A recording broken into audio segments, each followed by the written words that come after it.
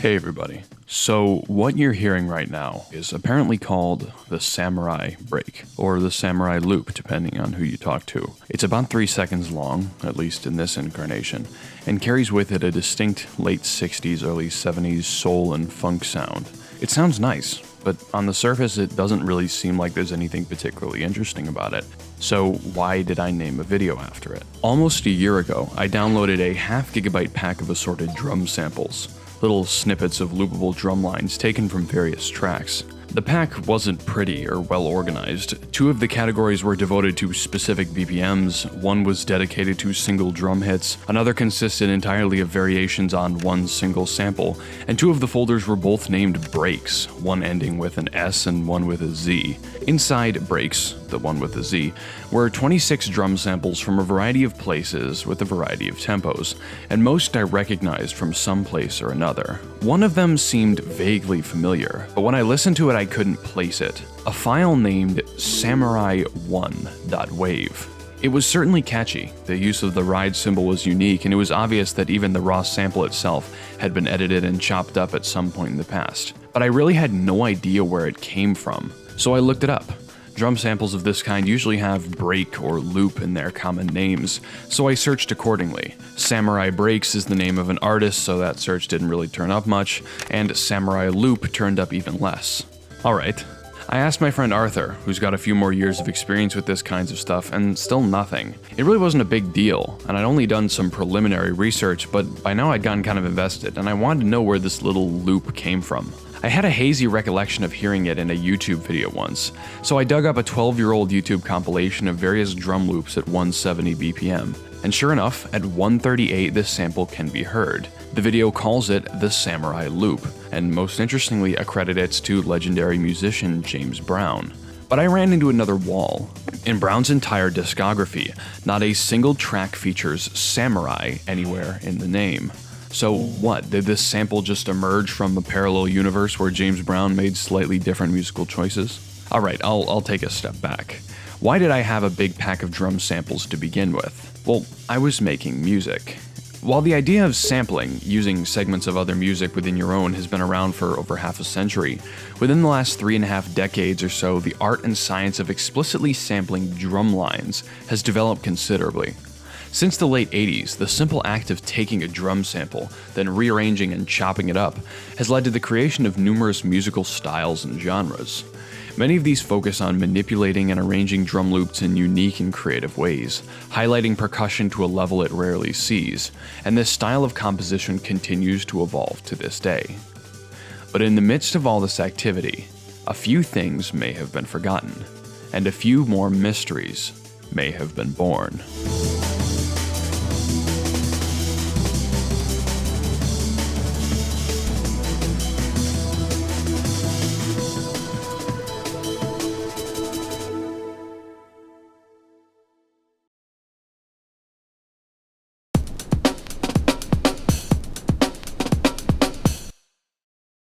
The 1980s saw electronic music become an industry norm, with countless synthpop acts and techno artists making their way into mainstream pop.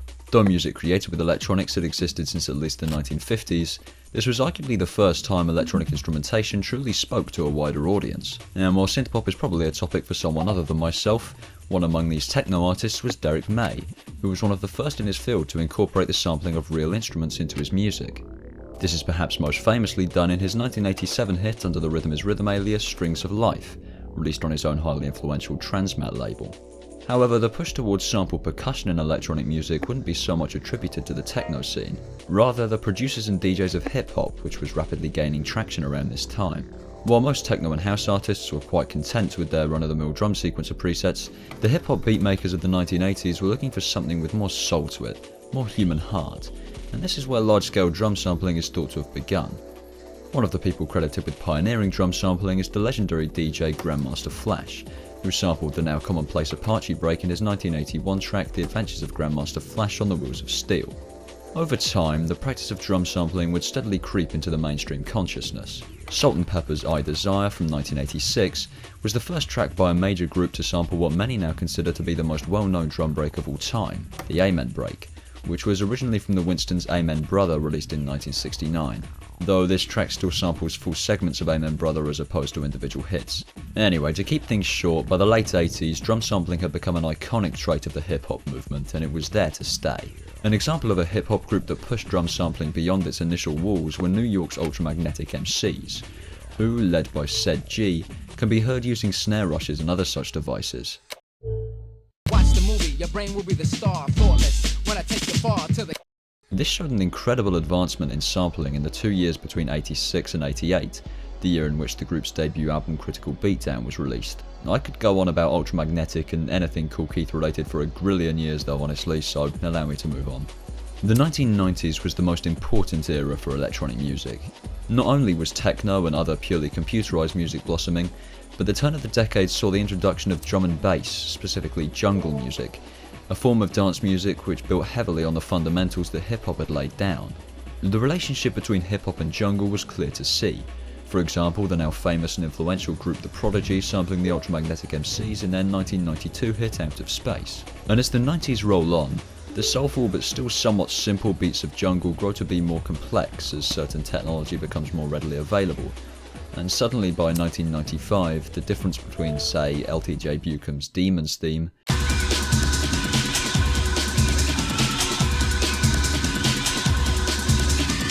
and Photek's One Nation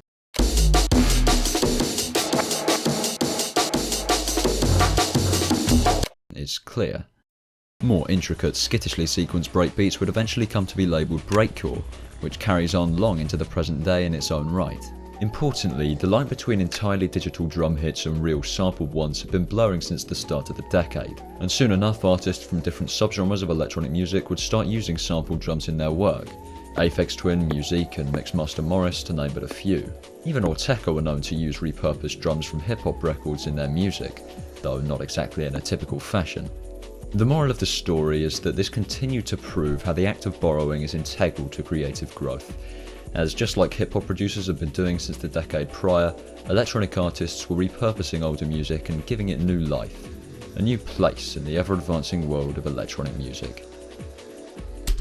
Yeah, I'm pretty sure that was complete gibberish. I haven't written a script in about 9 months.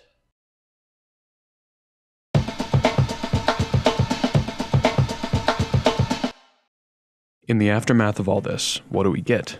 A vast and diverse collection of artists, communities, and musical styles that continue to prosper to this day.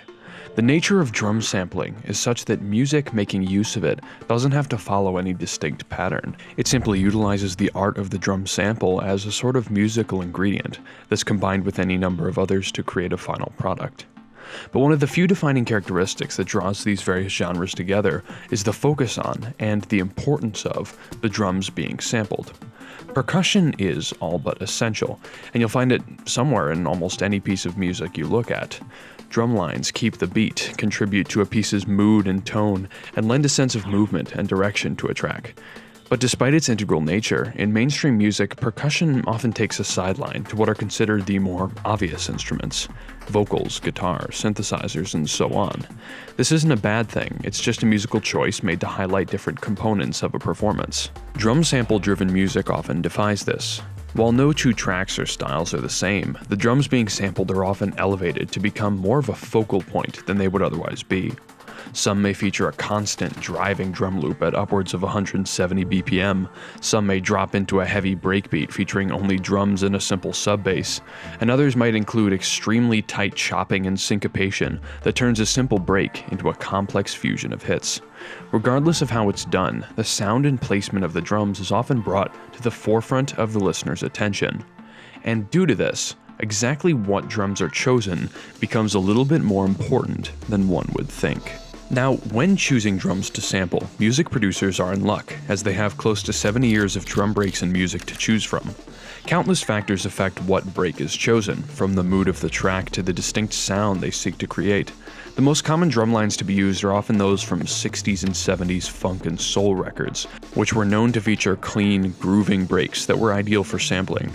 But while any of thousands or even millions of breaks could be sampled, over time a few notable ones became go-tos for many producers. Breaks like the one featured in Bobby Bird's Hot Pants, or the famous Apache break from Apache by the Incredible Bongo Band. Or even the Think Loop from Lynn Collins' Think About It. These were all breaks that, for one reason or another, became some of the most often sampled drum pieces of all time, and they continue to remain standards to this day. Quite possibly one of the most sampleable artists of the funk era was the previously mentioned James Brown, and a great number of breaks from Brown's music have become legendary on their own, including the ones used in Cold Sweat, Soul Pride, and most famously, Funky Drummer. Knowing this, it makes sense for the Samurai Loop to have originated with Brown, but I'll touch back on that later. Of course, it's impossible to mention legendary drum breaks without bringing up a particular one that makes most others pale in comparison. The B-side of the 1969 R&B single Color Him Father by the Winstons featured Amen Brother, an interpretation of the traditional gospel tune Amen. At 1:26 into Amen Brother, instrumentation stops and the drummer performs a 4-bar break before the horns return and the song continues. This would go on to become the Amen break, largely considered the most commonly used piece of music in the history of sampling. Alongside the others previously mentioned and many more, these extremely influential loops and breaks continue to play an integral role in drum sample-driven electronic music. This has an interesting effect.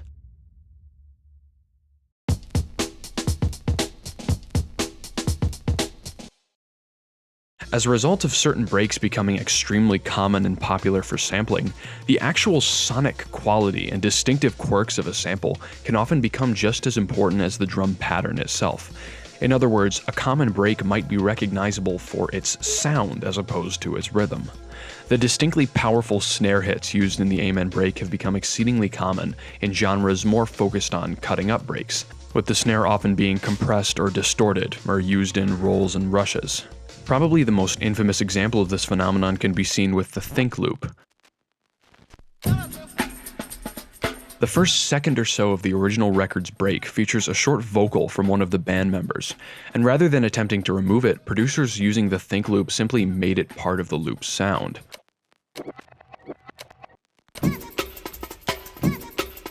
Since the original break is generally considered far too slow for drum and bass and other similar genres, it's often sped up to match a fast tempo, causing the vocal snippet to be quick and high-pitched. As a result, any track to feature the Think Loop is almost guaranteed to feature this little shout at the beginning of the break, and rather than just ignoring it, many producers even choose to highlight it, looping the first hit of the break several times. Little quirks like this become recognizable and well-loved, just as the breaks themselves do. In summary, not only does drum sample-driven electronica bring percussion to the front of the listener's attention, it also gives individual decade-old drum breaks, otherwise doomed to obscurity, a new life and a degree of recognizability that their original creators could never have imagined. Speaking of which, who exactly was it that played the Amen break all the way back in 1969? Well, the general understanding is that the break was created and performed by the Winstons' drummer, Gregory Coleman, to pad the runtime of the track. And 37 years later, Coleman, the drummer behind the most sampled drum break in musical history, died homeless on February 5th of 2006. While a break may take on a life of its own, a break's origins may end up being all but forgotten.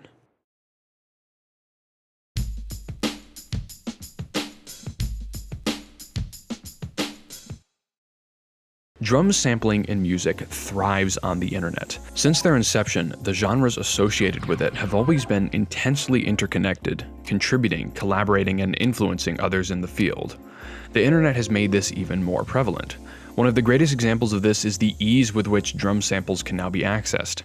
That sample pack I downloaded a year ago contains hundreds if not thousands of individual unique breaks, and with every year that passes, producers continue to accumulate and share the breaks and samples they acquire. Occasionally, someone will chop up a sample, blend it with another, or change it in some other way, and pass it on. This same thing can happen to the now altered sample, and over time this can cause a sort of broken telephone effect, in which the sample is transformed into something completely different. And this is a truly remarkable thing. There's this massive pool of drum samples for music producers to draw from when creating their music, and anytime someone decides to change one around a little bit or add their own unique spin, they're adding to the pool. It's great, but it can have some unintended side effects. When you acquire a new sample and decide to start using it, you might not really care for finding out where and when it was born, and even if you do, it might be difficult to find out.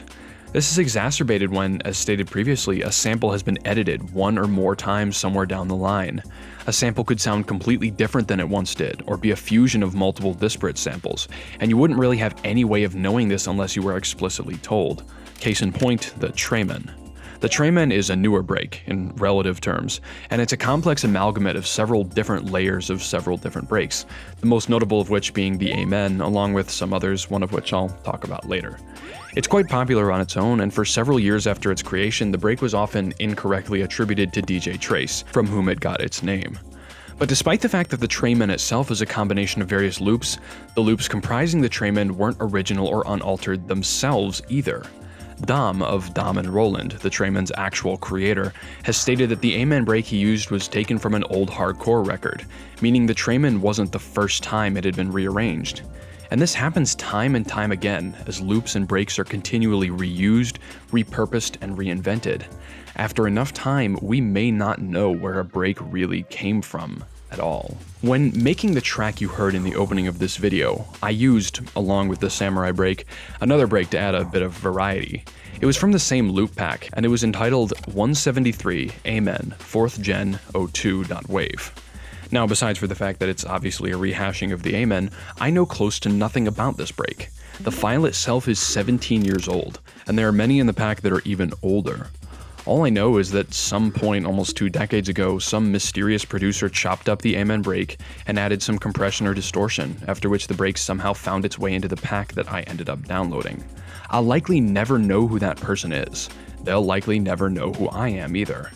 I have no idea whether the Amen that they used wasn't already edited either, and yet I can still take this sample and use it in a track, despite the fact that the sample's creator will never have any idea I did so. This is the nature of drum sampling. Obviously, you have a few exceptions, those big influential loops that, as stated previously, become so well used that everyone knows their names and their origins. But far more common are the small, obscure, and mysterious breaks that find their way into all corners of the internet with no indication of their origins. There are breaks in that pack that are well over 20 years old. Whoever created them almost certainly had absolutely no idea that the breaks would one day find themselves in the pack, and likely many others. And again, it's almost certain that they never will. You can even take this a step further by looking at not just the producers who sampled and chopped up the breaks, but the drummers who originally played them as well. Due to the sheer age of many breaks used today, it's likely many of these drummers aren't even alive anymore, and if they are, they're likely entirely unaware of the degree to which their work has been sampled. The long history of drum sampling in electronic music is one gigantic string of remixes and alterations and repurposings, made even more pronounced by the immense speed with which the internet can relay information. And this is, in my opinion, something truly amazing.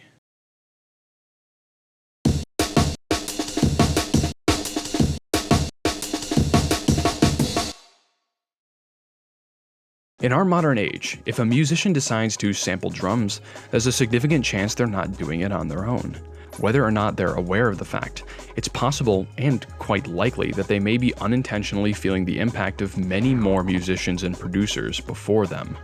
The longer drum samples exist on the internet, the longer sample-based music continues to evolve, and the longer the samples themselves continue to be utilized, the more likely it becomes that at some point in the distant or not so distant past, some unknown individual added their own spin on the break you're now choosing to use.